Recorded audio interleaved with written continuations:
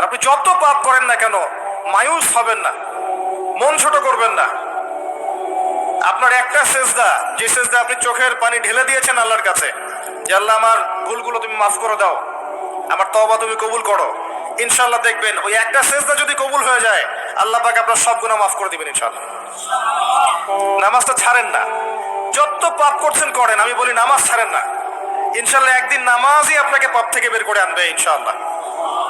আর শয়তান আপনাকে হতাশ করতে চাইবে, শয়তান আপনাকে হতাশ করতে চাইবে যে তুই তো গার্লফ্রেন্ডের সাথে কথা বললি, রাতের বেলা পর্ন দেখলি, তুই তো ফ্রি মিক্সিং এ আছিস, তুই মাদক দ্রব্য খাচ্ছিস, তুই কাজে ফাঁকি মারিস, তুই ট্যাক্স আদায় করিস নাই, দুর্নীতি করছিস, তুই আবার নামাজ পড়বি কেন? শয়তান আপনাকে এগুলো বোঝাবে কিন্তু, যে নামাজ তো আমার শোভা পায় না, আমি তো অনেক পাপী মানুষ, এই ধোকায় পা দিবেন না।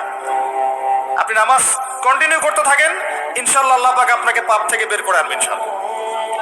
ওই নামাজটা যদি ছেড়ে দেন তাহলে আর কোনো হাতিয়ার বাকি থাকবে না। আর আপনি যত পাপ করেন না কেন মায়ুস হবেন না, মন ছোট করবেন না। আপনার একটা সেজদা, যে সেজদা আপনি চোখের পানি ঢেলে দিয়েছেন আল্লাহর কাছে, যে আল্লাহ আমার ভুলগুলো তুমি মাফ করে দাও, আমার তওবা তুমি কবুল করো, ইনশাআল্লাহ দেখবেন ওই একটা সেজদা যদি কবুল হয়ে যায় আল্লাহ পাক আপনার সব গুনাহ মাফ করে দিবেন ইনশাআল্লাহ। হতাশ হবেন না, শয়তান হতাশ করতে চাইবে মানুষকে, শয়তান মানুষকে হতাশ করতে চাইবে। এমনকি আপনার যদি পাহাড়ের পরিমাণ ঋণ থাকে, ওই ঋণ শোধ করার ব্যবস্থা আল্লাহ পাক করে দিবেন ইনশাআল্লাহ। হতাশ হবেন না, নামাজ ছাড়েন না। আর আমি একটা কথা বারবার বলেছি, আবারও বলছি,